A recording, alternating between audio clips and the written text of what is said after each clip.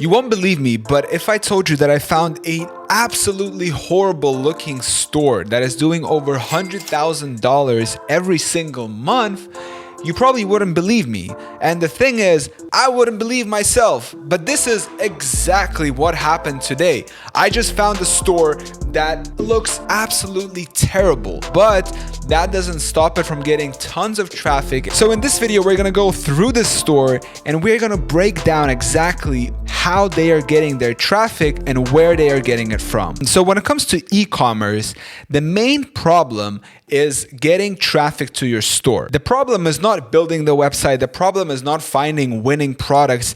The problem is getting people to visit your store. And that is the main difference between an online business and a business that you open, like a physical location store. Because when you open a physical location store, let's say on like the main street in your town, once you open it, people are gonna walk on that street and they're going to visit your store, and you can have sales without any advertising whatsoever, just because people walk there already, right? So you're buying like a spot in a trafficy place, right? But with online business, you can buy the spot for a very cheap price, right? You can get a domain, you can build a website. But the problem is the people don't walk there, right? The people walk on big websites such as Amazon and Google, right? So those you can kind of buy your spots in those big places, right? By buying advertising. So anyway, the problem is that you need to get people to visit your store and to buy from you. And so this is the main problem when it comes to e-commerce and online sales. And so these guys that I just found, they have found a solution for that. They found a very creative way to get a lot of people to their very bad looking website, but they did that in a very creative way. And so I want to analyze and I want to show you what they've done. With that in mind, sit back, relax, grab a cup of coffee, and let me show you exactly what they did. All right, ladies and gentlemen, the store is okso.com and they sell air purifiers. First of all, just look at this website. I mean, it looks terrible.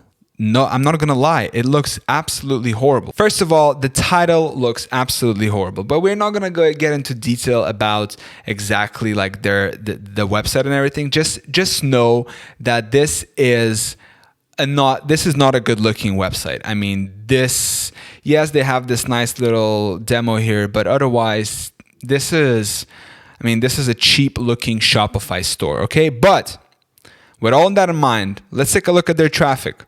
They were getting about 30K visitors before that, and then boom, September and October, they went all the way up to 100K a month. So question is, how did they do that, right? So I became very curious and I started to dig. And if you look at their similar web, so 90% of the traffic is in the US. Okay.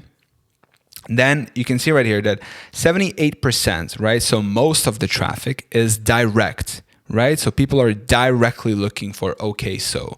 So this means that somehow they're getting the word out and then people are looking for their store, right? Social, only 6.4%, search, 15.8%, no referrals. So somehow they're getting the word out. So how are they getting the word out? The next thing is I took a look at semrush.com. So once again, authority score 38. The organic traffic is declining. They're not doing any paid traffic whatsoever. I mean, they did a little bit in December 2020, but now they're not doing any at all. And so I was like, all right, where are they getting the traffic from? They should be getting it somewhere. And that's when I went to their Facebook ads. And I started to see, okay, what are the ads they're doing? They're only getting about 6-7% from social, but what is it that they're doing? So if we take a look at their ads, this is what I saw. Take a look at this and tell me if that reminds you of something. Watch me use this okso air purifier to get rid of all this fur. Does that remind you of something? That voiceover and those titles right here? Pretty creative ad. I was like, okay, this looks like TikTok. So I was like, all right, they might have TikTok. So I scroll to the bottom of their website and I see they have TikTok. So I was like, okay. So I went to their TikTok and you can see that they have 18,000 followers. So if you take a look at their TikTok, the first TikTok they published, it was in April of 2020, all right? So that's when they started posting it. And then if you scroll up, you can see they were not getting too many views. And then one of their TikToks got 16K, the other one got 31K, and then they started getting a lot of views on their TikToks, right? This one got 59K, and it was on the 24th of July, right? So you can see that in July, they started to get a lot of exposure on TikTok. And so what this tells me is that these guys literally got most of their traffic from TikTok. But the interesting thing here is how they are positioning these air purifiers.